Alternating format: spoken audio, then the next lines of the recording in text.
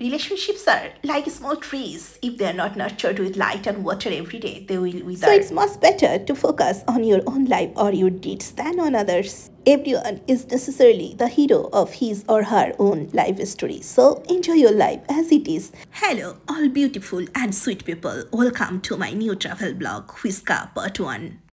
We woke up very early in the morning, then took our bus. An amazing view, a crazy road trip. Our destination was a small municipality nestled in the foothills of a mountain. I think the more you travel, the more you know about the world. I love mountains, quiet nature. That heals my heart. Nature is the picture of infinite beauty. That's why I always try to go countryside. সকাল 6টার মতো তখন আমরা hotel থেকে বেরিয়ে গিয়েছিলাম। এখন almost 12টা বাজে, কিন্তু 6 ঘন্টায়ও এখন পর্যন্ত আমরা আমাদের ডেস্টিনেশনে পৌঁছাতে পারিনি। অনেকটা দূরে আর পুরো পাহাড়ের উপর থেকে গাড়িটা চলছে।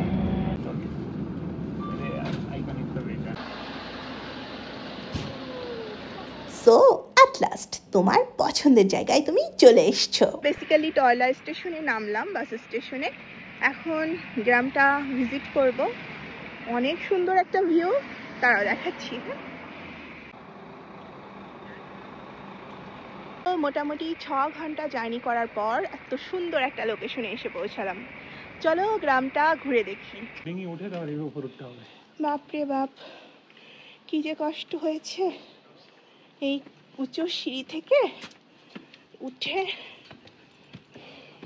আসলে কোথাও গেলে আমার মধ্যে একটা উত্তেজনা কাজ করে যে হ্যাঁ হয়তো পারবো, কিন্তু আসলে দোতলা উঠলেই আমার শ্বাসকষ্ট শুরু হয়ে যায়। তারপরে চেষ্টা আর কি। কেমন গরম জানতো।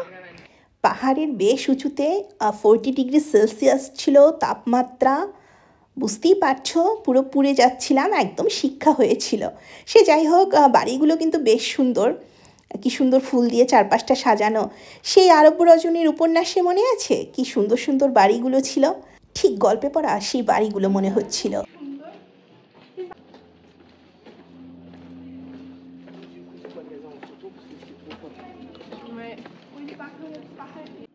এই গ্রামগুলো যেন রূপকথার সেই গল্পের মতো, এত সুন্দর সাজানো গোছানো।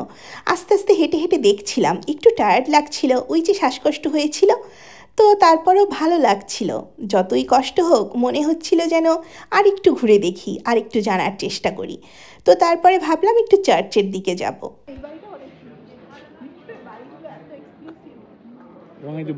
তো আস্তে আস্তে হাঁটতে হাঁটতে চার্চের কাছে পৌঁছে গেলাম। এখান থেকে এই জায়গার সবচেয়ে সুন্দর ভিউটাও দেখা যাবে। তো চলো দেখে নেই।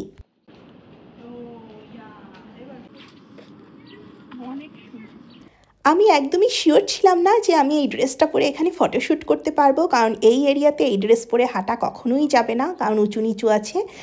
যেহেতু মোটামুটি আমরা অনেক ট্রাভেল করি, তো আমি মোটামুটি জানি যে ম্যাক্সিমাম ওয়াশরুমগুলোতেই মোটামুটি ড্রেস চেঞ্জ করার ব্যবস্থা থাকে।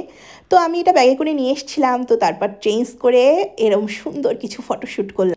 এত সুন্দর লোকেশন কখনোই মিস করা যাবে না।